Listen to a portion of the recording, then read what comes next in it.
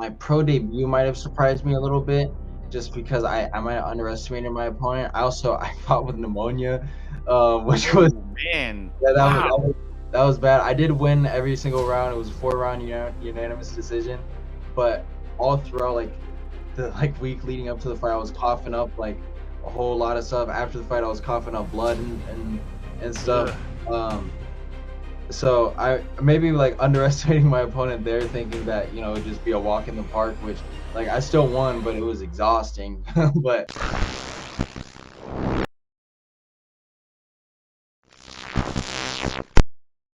Dímelo, mi gente. What's up? And welcome back to another live interview here on Gonzalez Media TV on Millions. As always, I'm your host, Jose G. Make sure you give me that follow on all the social media platforms at Jose G Official and subscribe to the channel over on YouTube, Gonzalez Media TV. But, ladies and gentlemen, we got a returning guest joining us. We got pro boxer, undefeated, Dante the Inferno Kirkman joining us again for a live interview. What's going on, Dante? Happy Wednesday, broski. thank you so much for having me on again. I'm excited to be back. Hey, man. So how you been since we last seen you? What's new in your life? I forget when was the last I time we think we talked. last spoke in May. That was the last time we spoke. Okay. So since then, I've had 2 fights and 2 wins. Would have gone from 4-0 to now 6-0. Let's go. Those being by knockout. Also graduated, and yeah, just been full time boxing now. So you graduated Stanford from the last time I spoke. I remember you're finishing up. So you finished Stanford now. So now you're just doing boxing. Just full time boxing Badass, man. Dante, where can the people follow you on socials? on Instagram or TikTok at Dante Kirkman. Just exactly how it's spelled on screen, and yeah. Let's go, mi gente. Make sure you guys also show your support here on the Millions app. Dante's on the up and coming right now. I love talking to young prospects, and you're right now just absolutely killing it, undefeated in the game. And by the way, congratulations on your last fight, October 23rd. Technical knockout in the second round, man. So, man, you just been on a streak, man. What do you think is the secret to your sauce, bro? um, God, like I'm just Hey, I love blessed. that. God above everything, bro. Yeah, I'm just blessed. Like that's really all I can say. Like I just try my best, but I've just been blessed like with amazing like physical abilities, mental abilities, and a great team that supports me around. So that's really all that I can say. That's awesome, Dante. So you're getting ready for a fight coming up now, December 11th. Tell us a little bit about that fight. I'll be fighting in Orange County on a Thursday night at the Hangar. It's gonna be great card. I don't yet have an opponent. I think we're actually gonna set it up after this call, but yeah, it'll be another 6 rounder. Looking to go 7-0, And you're still fighting at what, 158, 160? 160. 160. All right, man. So what else is new with you, man? What are you training on? Every fight is a new fight, as a different opponent and new lessons learned. I know you're undefeated, but what lessons have you learned in these last 6 fights, or even since our last conversation? Um, I mean, like, well, some stuff I gotta keep secret. Of course, uh, yeah, you don't want to give yeah, away your whole yeah, plan. yeah. But I mean, like in general, though, I think it's just really getting more comfortable as a pro. Like I think that's it as in the big picture. Like for example, like let's say like my last fight was a knockout. Some of my other fights have been knockouts as well, but not all of them. But like that wasn't because of like let's say people thinking I didn't have power or anything. It's just let's say like my second fight, I hit the guy one time, he gets hit hard, doesn't want to get hit the rest of the fight, he's not engaging. So just kind of like Mm, learning how to like navigate that stuff and just get more comfortable all around and just I think it's just really more so like being comfortable and just developing as a pro. But I mean, there's obviously like technical stuff that I'm like working on in the gym, like with me and my coach that we're improving on as well. And like that's really just like the most fun. It's just like we have like these hard training camps that are, to be honest, they're harder than the fights. And we get to the fight, it's kind of just like our test, we finish our test, and then we get back in camp and just keep on like improving from there. yeah. So When you look back at your last six opponents, and you've had was you the three knockouts out of the six right now, right? You Yep. had three, and the other three were they decisions. Yeah. So now that you've had kind of the taste of both worlds, what's your preference? Do you prefer chasing the knockout, or you like showing off your technicals and going all the rounds? I mean, even in my knockouts, they all came technically. Like in my last fight, it was an accident. like my opponent just kind of overextended. I countered, and it wasn't like super hard or anything. It was just well placed and well thrown, and it happened to hurt him. And so like I saw him like wobble, and then I just led him to the corner and like finished him from there. So I think obviously like I love knockouts, but I do like winning technically as well. But I think I would have to go with knockouts. So what's the goal now for 2026, man? I know you're on a streak right now. Does that add any pressure to you to kind of keep that, undefeated record intact? To be honest, no. like yeah, there's really no pressure.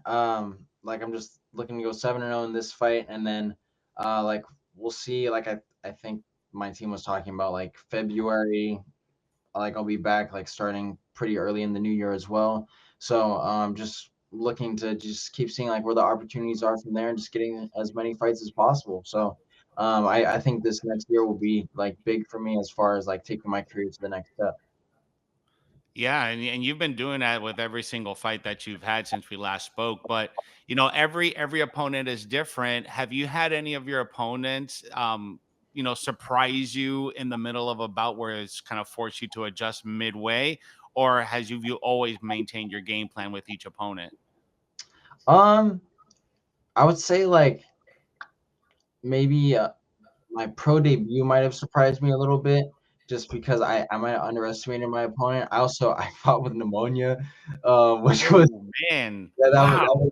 that was bad. I did win every single round. It was a 4-round unanimous decision, but I kind of like all throughout like the like week leading up to the fight, I was coughing up like a whole lot of stuff. After the fight, I was coughing up blood and stuff. Ugh.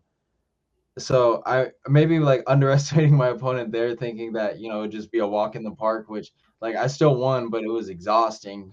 but uh, that was probably like my biggest surprise. But other than that, like there's other times. I think my fifth fight, I honestly like I expected to knock out my opponent. I wasn't looking for it, but I kind of was. I was hitting him with some good shots, well placed, and just in the right areas, and like he wasn't going down. And like I saw he had like lost other fights, but he had never been knocked out, and I was like, well, I'll do it. But just I guess just kind of learning that like people are like durable, and uh, just getting like more experience. So now that you've been showcasing your power, is that something you want to continue to showcase in future fights and kind of show the people like, listen, I do got knockout power. Don't sleep on me. I mean, to be honest, like I don't really care too much. Like I really love like technical fighters. Like I think probably my favorite two fighters in the sport right now. I know one of them is kind of a strong puncher, but is Terrence Crawford and Shakur Stevenson. Hmm. Shakur Stevenson will give some people some mixed reviews based off of like how he fights, but um, like I'm really fine with putting on like an absolute snooze fest, like as long as it's technical. But like thankfully, like I do have power, so that's not the case, and like I do throw like a lot of punches as well. So like but as far as like my personality and like what I love about the sport, like I think that kind of speaks more so to like what I like. Like I am fine with it being absolutely technical, and I am fine with just getting somebody out of there. Um, but yeah. So now that's you're done with school and you're focusing solely on pro boxing. What are you doing outside of boxing to kind of take your mind off your job? Because now this is your job, this is your life. What do you do to kind of take your mind off of boxing every now and then? To be honest, that's something I need to work on because I'm doing a lot of boxing. When I'm not boxing, I'm doing some sort of like recovery thing for boxing and stuff like that. So, I mean, really just like like sometimes like I just try to like spend some time in like nature and stuff. Obviously, I go to That's church. good. Um, Yeah, touch some grass, man. yeah, yeah, like really, really like just gotta like see sunlight sometimes. So, cause like I've just been like deep in the gym, just working on my craft. So like that is a thing. Like honestly, like I do need to improve on. Yeah, man. You need to. I mean, you're doing all the right things on the boxing side, but not everything is boxing, man. You need to like take some time for yourself and do doing the nature thing, man. That's amazing. I try to get out and like literally go barefoot into the grass and sit there for like 10-15 minutes. I like doing stuff like Yeah, that. I'm a weirdo, but hey, that's all right. So Dante, man, I appreciate you hanging out with me today, man. Good luck on your fight December 11th. And as always, man, I always give the platform to my athletes and to all the fighters I talk to because what you guys do is hard, man. It's not everybody can do it, and if everybody could do it, if it was easy, everybody would do it. So and there's a lot of people that help you on your journey right now. So I wanted to take your time, man, and shout out whoever you'd like, Dante. So right now, the platform is yours, broski. yeah. Well, first and foremost, I'd like to thank God and Jesus Christ. That's number one. My team, my coach Eddie Croft, his wife Casey Croft, my parents that both support me in and out of the ring. My cut man Freddie Silva, my publicist Mario Serrano, and just everyone who just really um, makes everything possible for me, to be honest. But yeah, You're the man, Dante. I'm looking forward to your next fight, broski, and I'm looking forward to our next conversation. Can't wait to do it again, bro. awesome. Thank you so much. Not a problem. One more time, where can they follow you on socials? On Instagram or TikTok at Dante Kirkman. That's DanteKirkman.